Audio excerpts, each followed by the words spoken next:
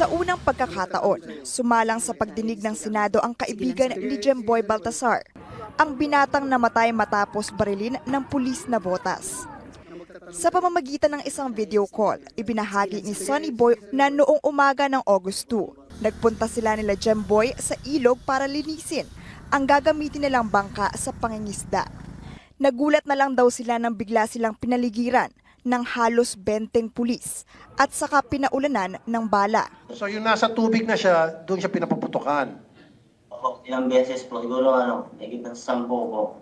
Nakumpronta rin ni Sonny Boy ang mga pulis na sina Staff Sergeant Jerry Maliban at Captain Mark Carpio na di umano'y pinilit siyang umamin na sangkot sila sa hold-up at may dalang droga at armas ang kanyang nasawing kaibigan.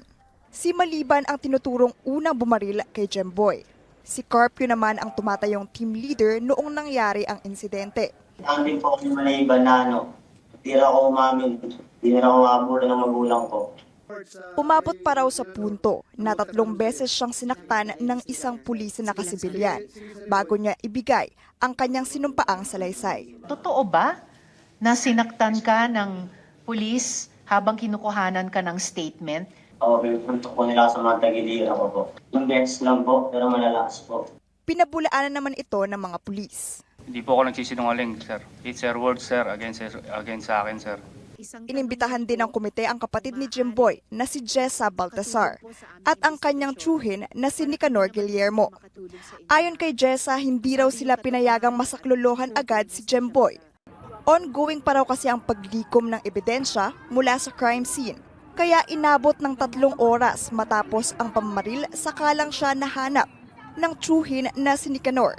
Nung pagkaano po namin doon, ayaw po nila kaming palapitin na bawal daw po. Kasi hindi pa daw po okay yung ano nila, yung operation po nila doon. Alam nyo, mga pulis, alam ko, biktima rin po kayo dito. Yan ang maling informasyon na tinanggap nyo, pero kailangan pag-isahan natin kung anong dapat natin pag-isahan dito. Dahil, alam na Diyos, higit po sa lahat buhay. Diyos lang po tanging nakakaalam. Sino ang dapat? Ako ang hangad pa lang po talaga dito. Hindi tayo magkakalaban. Mailamat lang namin yung katotohanan. Muli namang iginiit ng komite na kailangan balikan ang mga pulisiya ng pambansang pulisya tuwing may mga operasyon, gaya na lang ng use of force policy, kung saan kailangan siguraduhin ng mga pulis na hindi baril ang unang huhugutin tuwing may aberya. Pinag-uusapan na ang muling paggamit ng pito at batuta. Mas hihigpitan din daw ang paggamit ng mga body-worn cameras ng mga pulis. Chrissy De Matulak, CNN Philippines.